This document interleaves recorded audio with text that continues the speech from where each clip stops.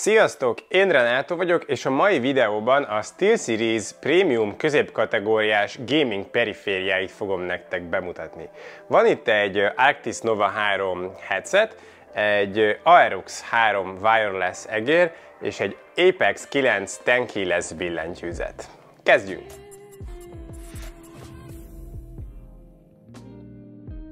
Kezdjük a headsettel, amivel kapcsolatban végül is azt mondhatom, hogy már hosszú távú tapasztalatom van, mert én egy Arctis Nova 4-et használok körülbelül fél éve, ez az Arctis Nova 3 pedig gyakorlatilag annak a vezetékes megfelelője. Nézzük a Nova 3 kicsomagolását. A dobozában van egy kisebb doboz, abban pár SteelSeries matricát, egy kézikönyvet, valamint 3 kábelt kapunk. Egy USB-A-s hosszabbító kábelt, egy USB-C to jack kábelt, valamint egy USB-C to USB-C kábelt kapunk a füles mellé. A fóliában pedig maga a fejhallgatót fogjuk megtalálni. Hát ugye nekem ez elég ismerős volt, mert ránézésre pont ugyanazt kapjuk, mint a Nova 4, csak érdekes mód ezen van RGB. Az RGB egyébként ki- és bekapcsolható a jobb oldalán levő gomb segítségével. A felépítés is teljesen ugyanaz, mint a Nova 4, teljesen műanyag, ezért nagyon könnyű az egész, mindössze 253 g, flexibilis, nagyon minőséginek érződik, és széles tartományban állítható a fejpánt, és stabil, ez nem csúszkál, kell erő az állításához. Van egy belső gumi fejpánt is, ami szintén állítható, nagyon jó ez a megoldás. A fülpárna mérete közepes, a legtöbbeknek valószínűleg over the ear lesz, körülbelül 6,5 centis fül fér bele kényelmesen. Puha, memóriahabos párnázása van, kényelmes, és a fülpárna elhasználódás esetén simán cserélhető. Nyakba akasztva is kényelmesen lehet viselni, mert kiforgatható, úgyhogy ergonómia szempontjából tényleg remek. A bal felén van egy mikrofon ki- és bekapcsoló gomb, egy hangerőszabályozó tekerő, egy USB-C port és egy kihúzható mikrofon. A mikrofon végén van egy kis piros LED, hogyha be van kapcsolva, ez világít, így könnyen ellenőrizhető az állapota, ennek a fényereje egyébként szabályozható, vagy akár ki is kapcsolható. A mikrofon ilyen minőségben szól teljesen gyári beállításokkal, körülbelül erre lehet számítani játék közben, szerintem abszolút korrekt. Arra is van lehetőség, hogy a saját hangod visszahald a fülhallgatóban, természetesen ennek a szintje is szabályozható szoftveresen. A SteelSeries GG szoftverrel rengeteg dolog beállítható a fülesben, beállíthatók a hangtónusok, valamint az RGB világítás. Játékonként külön profilok is létrehozhatók, valamint van virtuális térhangzásra is lehetőség. A hangzás alapesetben elég semlegesre van kalibrálva, de egyébként jól szól, kellemes a közép és a magas tartomány, jó az egész, viszont nagyon kevés a basszus, ezt azért némileg lehet korrigálni, én tettem rá szoftveresen, 5 decibel állásban ezt a problémát egészen jól megoldottam. Ha viszont az extrém erős basszust preferálod, akkor ez a füles nem biztos, hogy jó neked, de egyébként tényleg nagyon szépen szól, kényelmes a viselése és tartós. Ezt már csak azért is tudom, mert itt a féléves Nova 4-em, minden nap használom, karc se nagyon van rajta, és a fülpárna is tökéletes állapotú, mint az új, csak nyilván azért meglátszik rajta a kosz és az izzadtság. Az Arctis Nova 3 tényleg ugyanezt tudja, mint a 4, csak vezetékesen, plusz van rajta RGB. A listára 42 000 forint, hogyha egy vezetékes, könnyű és kényelmes gaming fülest kerestek ezen az árszinten, akkor a Nova 3-at szerintem azért érdemes lenne csekkolni. A következő termék az a SteelSeries Aerox 3 wireless egér, ebben az érdekes limitált ghost színben, ami tényleg ilyen szellemszín, félig átlátszó, tejfehérszerű. A dobozban felül az egér van, a kialakítása is a szokásos trendeket követi, ki van juggatva a súlycsökkentés miatt, ezzel 18 g-ot spóroltak, ugyanolyan tartóság mellett, és természetesen RGB is. A dobozban az egéren kívül van egy kézikönyv, valamint egy színben passzoló szőtt USB kábel, és egy hosszabbító adapter az USB-C-s vevőegység társaságában. Hát szerintem ez az áttetsző Ghost szín, ez elég király, és az RGB is nagyon szépen átüt rajta. A kialakítását tekintve IP54-es, így az izzadságtól és a belekerülő kosztól egészen jól védett. Az anyaga ABS, a felülete nem sima, hanem ilyen kicsit rüskös, mat felületű, így nagyon jó a fogása, abszolút nem csúszik. Gombok terén jobb és bal klikk között van egy gumigörgő, ami jól adagolható, feljebb egy DPI választó, és a bal oldalon két oldalsó gomb, úgyhogy a kialakítását tekintve ez egy jobbkezes egér. A switchek hangja pedig ilyen.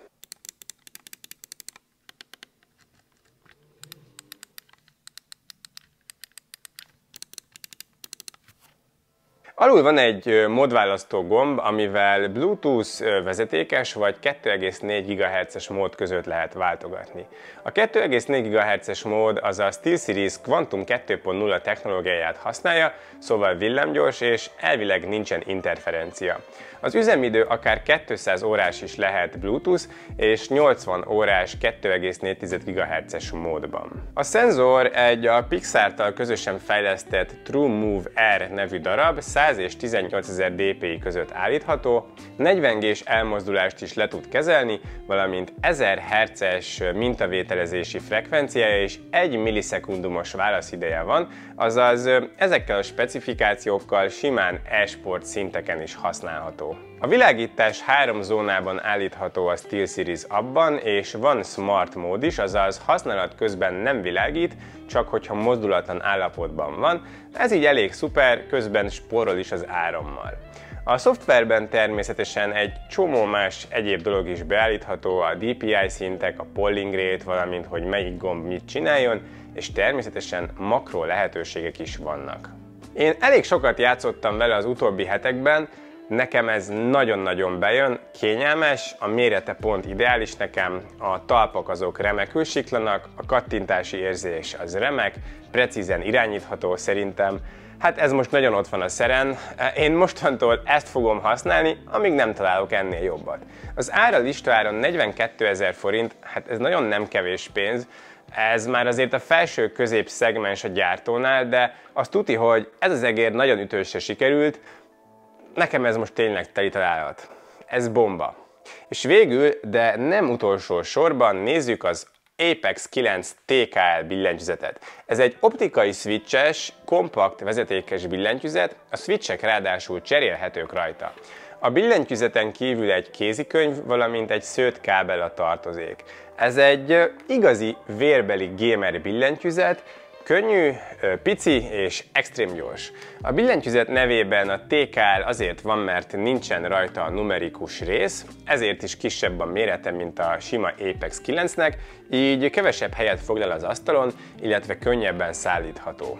A kialakítás tekintetében aluháza és fedlapja van, míg a kerete az műanyag. A kupakok azok minőségi PBT DualShot technológiával készültek, szóval ezek nem fognak kopni vagy fényesedni. A hátránya az, hogy magyar kiosztás az nincs, nálam is a UK angol járt. A switchek hot swappable verziók, a gyártó oldalán többféle megoldás létezik, klikkes, taktilis és lineáris, úgyhogy a switchek cserélgethetők, de ehhez egy switch kiszedőre is szükség lesz, az ugyanis nem tartozik.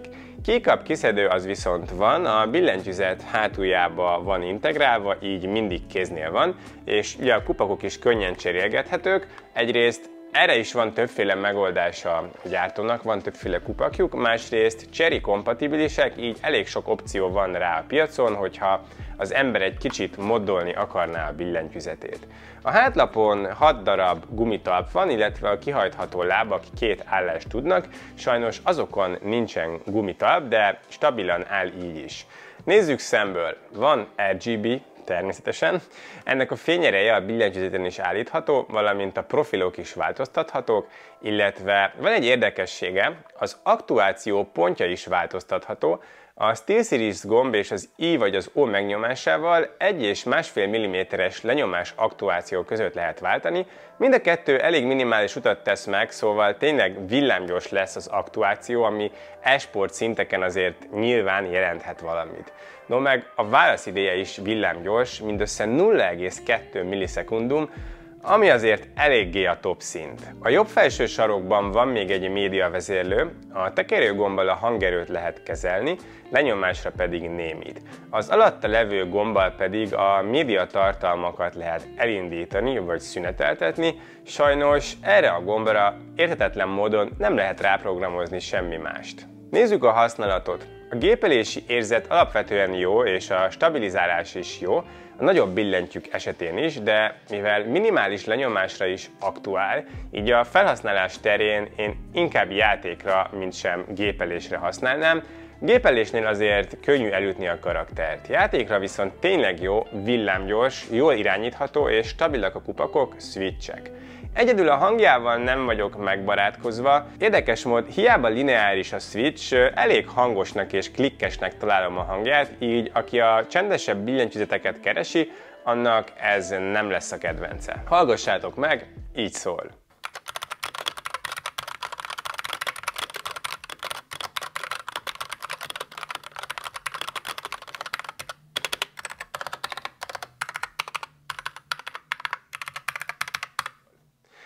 RGB színmódból pedig természetesen rengeteg van, a SteelSeries appban gyakorlatilag végtelenféle módon beállítható, akár külön billentyűkként is más és más effektál.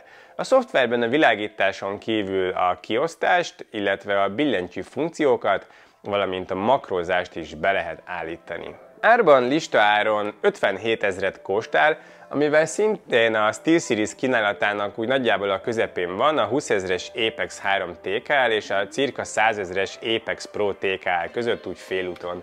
Hát ez sem kevés pénz, de akinek kompakt, PBT kupakos, optikai switches gamer billentyűzet a vágya, annak ennyit kell kicsengetni a kasszánál, de legalább ennyi pénzért egy egészen komoly gamer billentyűzetet tud beszerezni az Apex 9 TKL formájában.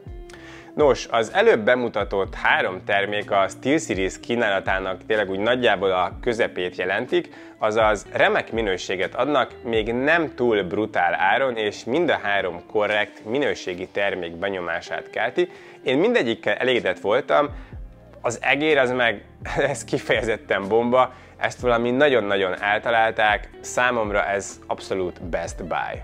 Ti mit gondoltok ezekről a cuccokról? Vennétek ilyeneket, vagy inkább a belépő kategóriát részesítitek előnyben, netán a csúcs cuccok érdekelnek inkább, hogyha gamingről van szó?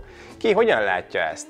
Beszéljük meg a komment szekcióban. A SteelSeriesnek nagyon szépen köszönöm a lehetőséget, nektek pedig köszönöm, hogy végignéztétek a videót. Hogyha tetszett, akkor kérlek dobjatok rá egy lájkot, és iratkozzatok fel a Rentes csatornára, hogyha érdekel a tech. Legyen szép a napotok, sziasztok!